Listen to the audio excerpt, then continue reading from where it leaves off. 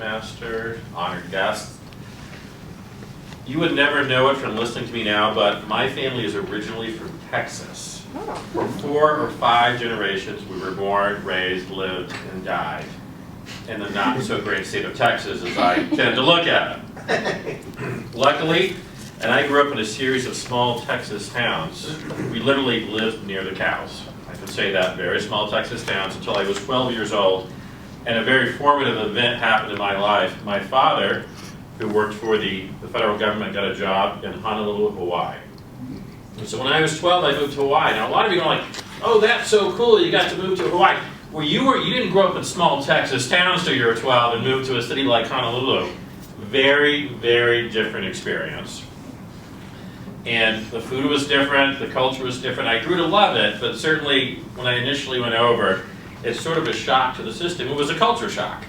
I'm very grateful for the experience, but it's sort of like getting thrown into the briar patch.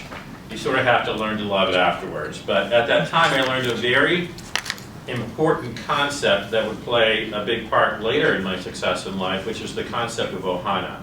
In Hawaii, you don't talk about just having friends, you talk about having a large extended family made up of basically everyone you know. And in Hawaii, it's very important to work and develop and expand your ohana. People aren't just your friends, they're Uncle Joey, they're Auntie whatever, Susie.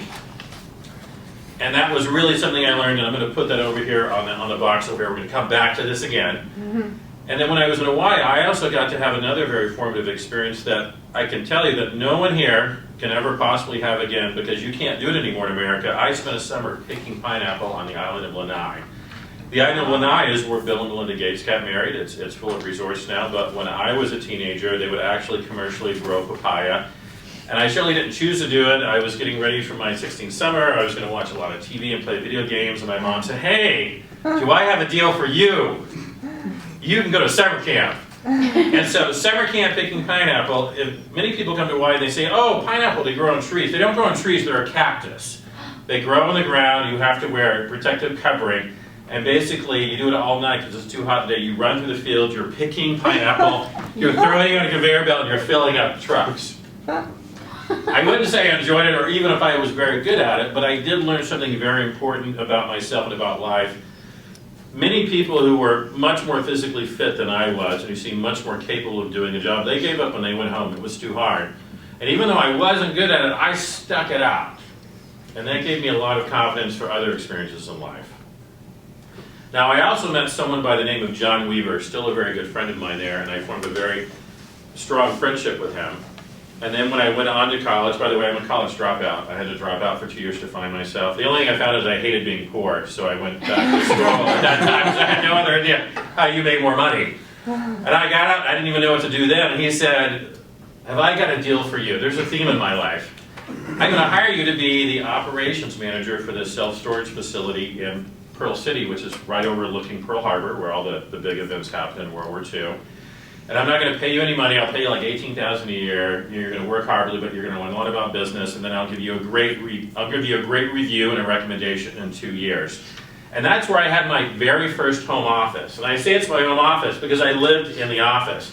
He had the apartment in the back. I had a futon that I kept in a closet near the water heater. And so at night when I was ready to go to bed, I'd pull out the futon and I'd sleep on the floor of the office.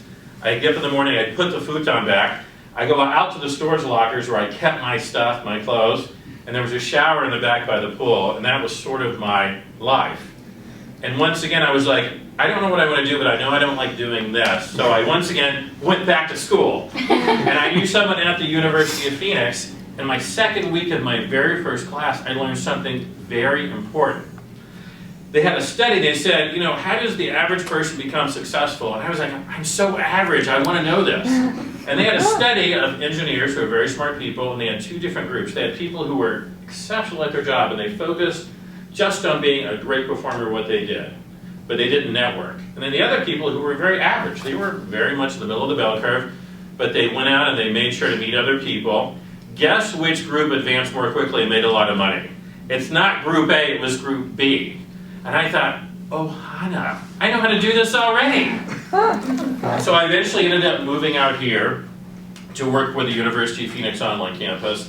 because it's an island, and even though, I was originally from Texas, I'm used to vast expanses. I had a horrible case of rock fever.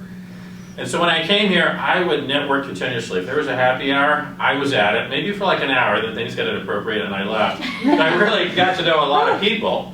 I eventually worked my way to manager, and how I got into academic affairs is very funny. I did it because I wanted a laptop. So I was a manager in student services.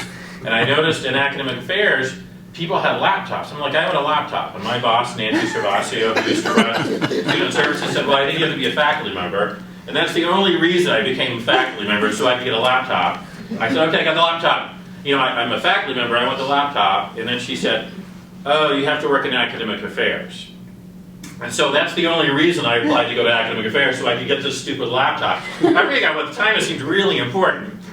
And here's the key thing I did. I worked in this building, the very first building University of Phoenix had for online. We called it Building 1, like Air Force One. The statesman was Brian Mueller, who was the CEO of the company. And so any building he was in was Building 1. And there was a row of people and some obstacles on the side. No one talked to them, but I did because I wanted to build my Ohana. These were all the heads of all the different colleges. So when I applied to academic affairs, I told them, and then they said, hey, this George Love guy applied to be, this manager job in this department. And they're like, oh, we know George Love, he's great. And that's how I ended up in academic affairs. Not because I'm anything special, I'm average performer, I networked a lot, and I learned it's very important to throw yourself into some uncomfortable situations. Even if you don't like them initially, you learn a lot, and that's how you grow and develop. And that's why I'm here today speaking at the Toastmasters group at the University of Phoenix building. And as of Tuesday, for my second time, I got a corner office again. Not because I'm really anything special, I just know a lot of people. That's how you get ahead. Toastmasters.